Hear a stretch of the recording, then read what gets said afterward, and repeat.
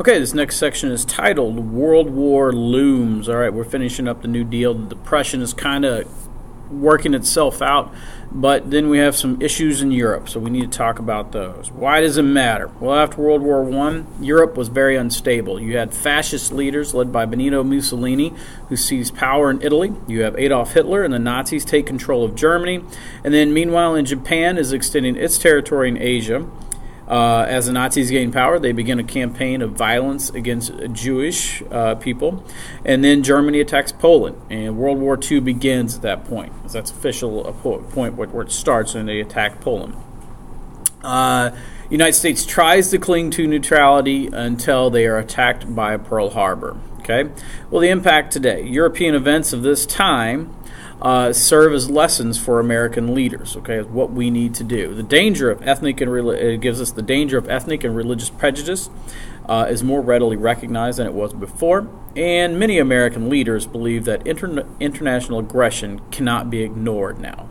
All right, the rise of the dictators. Now, you've already currently done a guided worksheet or a chart on the different dictators that we had. Okay, so let's talk about them a little bit. So, the treaty that ended World War I and the economic depression that followed helped contribute to the rise of dictatorships in Europe and Asia. Okay, Italy developed the first major dictatorship in Europe.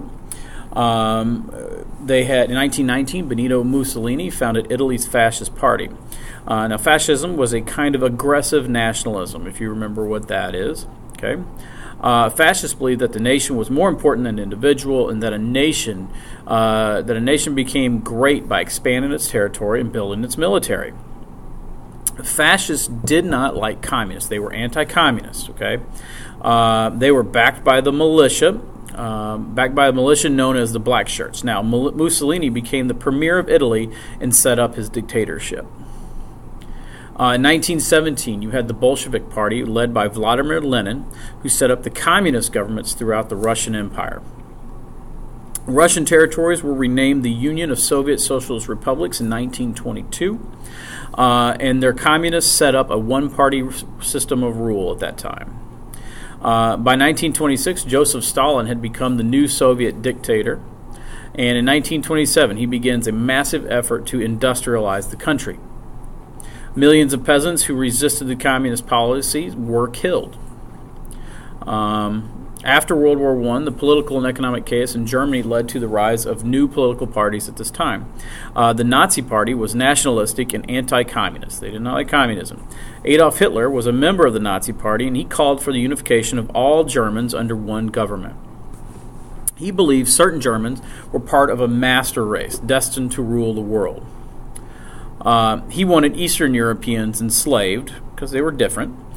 He felt Jews were responsible for many of the world's problems. And in 1933, Hitler was appointed the Prime Minister of Germany. Okay, his stormtroopers intimidated voters into giving Hitler dictatorial powers. Now, you also had difficult economic times in Japan after World War I, which undermined the country's political system. Many Japanese officers and civilians wanted to seize territory to gain the needed resources that they have to have. You know, Japan's an island, so they have limited resources. In 1931, the Japanese army, without the government's permission, invaded the resource-rich Chinese province of Manchuria. The military then took control of Japan. Okay, as with World War I, you see America turns to neutrality, okay? You see all this going on from the United States, and we've got two big oceans in between us, so we kind of ignore stuff for a little while. So these dictatorships in Europe and Asia and after World War I, the refusal of European countries to repay their war debts owed to the United States, and the Nye Committee findings that arms factories made huge profits caused Americans basically to support isolationism again. Many Americans wanted to avoid international commitments, so Congress in 1935 passes the Neutrality Acts, making it illegal for Americans to sell arms to any country at war. Congress passed the Neutrality Act of 1937, which continued the ban of selling arms to countries at war and required warring countries to buy non-military supplies from the United States on a cash-and-carry basis. Franklin Roosevelt, he supports internationalism, which is believes that when you're internationalist, you believe that trade between nations creates prosperity and helps to prevent war.